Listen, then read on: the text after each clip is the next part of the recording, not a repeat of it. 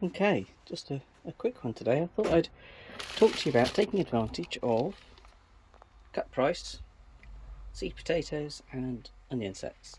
Now, that wasn't £4, that was £1. That was £1. Still plenty of time to get both first earlies, second earlies, and main crop potatoes in. What you'll find is that if you put them in March, end of March, start of April, it's still very cold, so they take a lot longer to develop than if you put them in now, because the weather's that much faster. They'll come up through the soil much quicker, and they'll do better. It cuts at least a couple of weeks off, but not that that really matters for first and second early, but depending on where you live and your first frost date, it could be an issue for main crop potatoes. What you'll find disadvantages are that these are very well sprouted, you know. This is they'll grow through the sides of the bag, as you can see there. It's a bit of a nightmare unfolding them, and you know, some of them won't fire because they've used all their energy. The same is true with onion sets. I would normally expect to discard maybe 5 or 10% of a new seed packet, but in this case we're probably expecting at least a third, probably a bit more. But they're significantly cheaper, and they'll still do fine if you get them in the next sort of 2 to 3 weeks, and they're bargain prices. Show you over here. These ones have started to come up. They'll be in the ground in 2 weeks and firing away.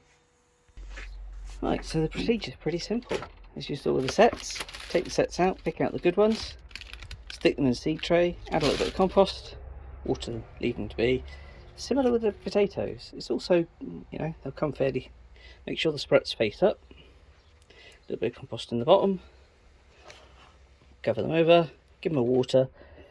Particularly useful if you weren't planning on putting in potatoes and you don't have a space or a bed ready for them.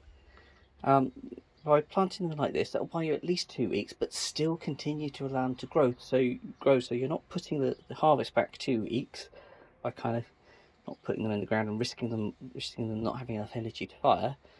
So it's firing, they're starting away, and it's done in a controlled environment without you having to have a bed ready to be able to put them into. So it's a good advantage. Buys you a couple of weeks. Not a long-term solution, obviously, but it'll buy you a couple of weeks. It's certainly a trick I've used several times, and you know, I spent £12 on 25 kilos of potatoes and enough onion sets that I don't know what to do with. Yeah, you'll see in my other videos that I've got the new allotment, so they'll all be going on there. You know, that will be part of my normally scheduled video series, which is just going to be regularly now, once a week.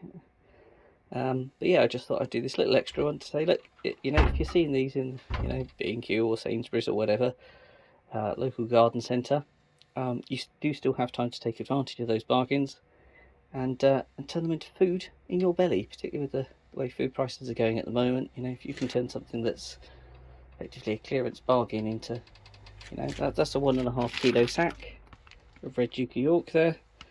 You could easily turn that into, you know, 10 kilos, easy. Probably more like 15 of potatoes for the bargain price of £1. Where can you buy 15 kilos of potatoes for £1? You can't. And if you can't, I'm sure your neighbours will, which is where the vast majority of mine will be going. We'll be going to friends and neighbours. Right. Okay, well, I'll see you back to our regularly scheduled programming shortly.